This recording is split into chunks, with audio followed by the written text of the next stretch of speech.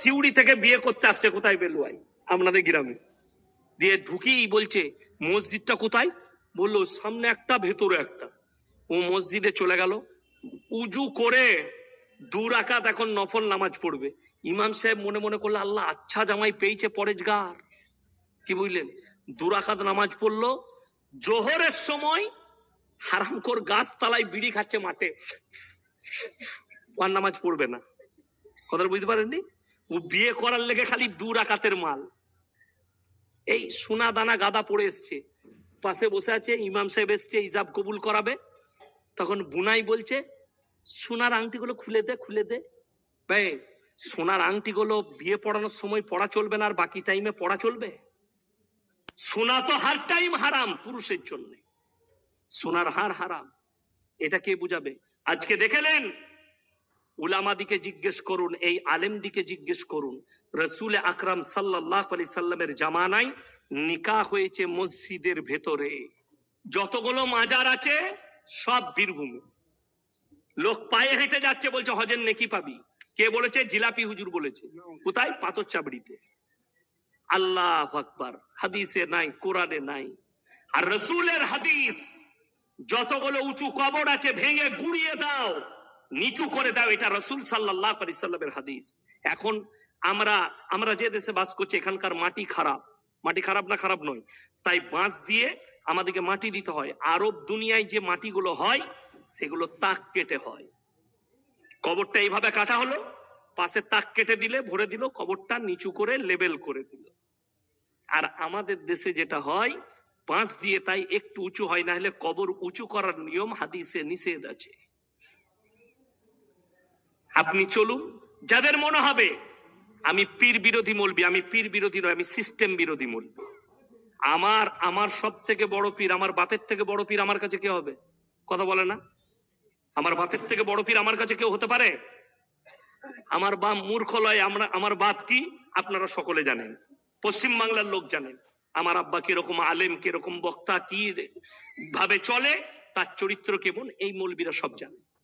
সেই আমার কাছে সব থেকে বড় পীর।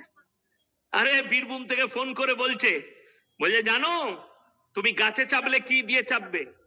আমরা ডাল ধরি চাপি। বলছে তাহলে গাছে চাপলে ডাল ধরে চাপবে, তাইলে আল্লাহকে পেতে গেলে পীর না ধরে কেমন করে পাবে? আমি যদি ডাব গাছে চাপিতে কি ধরবো? কথাটা বুঝতে পারেননি? এই ডাব গাছে আছে, ডাল আছে, আমি এমনি উঠে যাবো। এইগুলো হচ্ছে গুটকা খদ্দের যুক্তি। হাদিস কোরআন নাই, খালি যুক্তি দিচ্ছে। আমি আজকে কোরআন শুনিয়ে যাব, জোরে বলুন না সুবহানাল্লাহ। আচ্ছা, যুক্তি আগে না কোরআন আগে? কোরআন আগে, জোরে বলুন সুবহানাল্লাহ। আমি কোরআন শোনাবো আপনাদেরকে, যে আল্লাহকে পাওয়া যাবে কি যাবে না। আচ্ছা, আল্লাহকে পাওয়া কোথায় যাবে, কিভাবে পাবেন? আমি আজকে নিয়ম বলে যাব, সবাই আমল করবো, জোরে বলুন ইনশাআল্লাহ।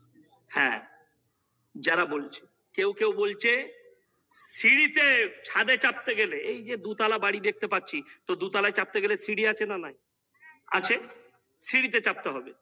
কিন্তু 3 তলা বাড়ি, আমি হাওড়ায় যে হাজি সাহেবের বাড়িতে যায়, হাজি শাহানুর উস্তাখা, আমাকে বেটা করে, তার বাড়িতে লিফট আছে। দীঘায় হোটেল আছে, হব কটেজ, 4 স্টার হোটেল, রাজা হলিডে ইন। আমি যখন যাই হবে থাকি, না হলে রাজা হলিডে ইনে থাকি। আমি দীঘার আশেপাশে জলসা করতে গেলে হাই সাহেবের হোটেলে থাকি। হাই সাহেব ফোনে বলে দেয় স্পেশাল রুম। তো সেখানে লিফট আছে, ঢুকি, সুইচ টিপে দিলেন, কতলায়? 5 তলায়, করে চলে গেল। তো যে ঘরে আমি যদি লিফটে চাপি, তাহলে তো আমাকে সিঁড়ির দরকার পড়বে না।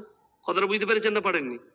আমি লিফটে চাপবো, তুই বলছিস সিঁড়িতে চাপতে হলে, যেমন 2 তলায় চাপতে হলে সিঁড়ি প্রয়োজন, আল্লাহকে পেতে গেলে পীরের প্রয়োজন। তোর যদি পীরটা সিঁড়ি হয়, আমার কাছে আছে লিফট, ডাইরেক্ট যাবো আল্লাহর কাছে, জোরে বলুন সুবহানাল্লাহ।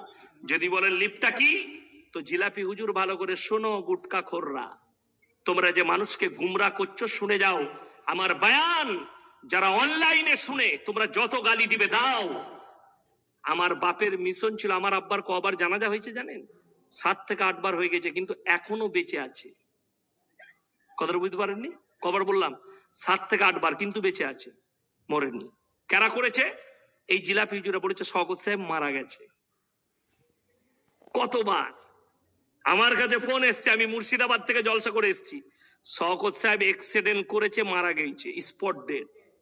আমি জানি হাওড়ায় জলসায় গিয়েছিল। আর আমার আব্বাজির কাছে ফোন করছে, ইয়াসিন সাহেব মুর্শিদাবাদ থেকে আস্তে আস্তে অ্যাক্সিডেন্ট হয়ে মারা গেছে। তো